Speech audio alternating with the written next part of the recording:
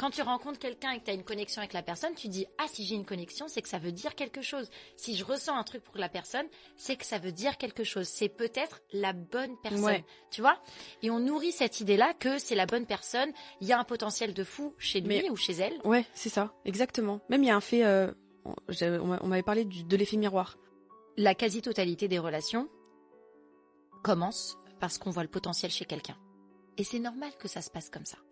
C'est normal. Ça veut dire qu'il n'y a pas de problème avec ça. Non. Tu vois la personne comme ce qu'elle pourrait être pour toi et comme ce qu'elle pourrait t'apporter. Tu vois, ah ben voilà, ensemble, on pourrait faire ci, on pourrait faire ça, on pourrait se marier, on pourrait avoir des enfants et on pourrait construire une maison et on pourrait faire le tour du monde, tu vois. Et puis c'est, waouh, il y a plein de projets, il y a un potentiel mais infini avec cette personne.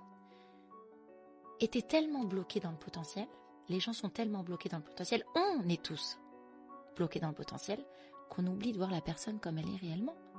Parce que le potentiel qu'on a créé dans notre esprit n'existe que dans notre esprit. Oui. La personne ne sera peut-être jamais l'idée qu'on s'en est fait. Elle ne sera peut-être jamais cette version-là. Et pour autant, si moi j'ai décidé d'y croire, si dans ma tête tu es cette personne-là, va falloir que tu le deviennes.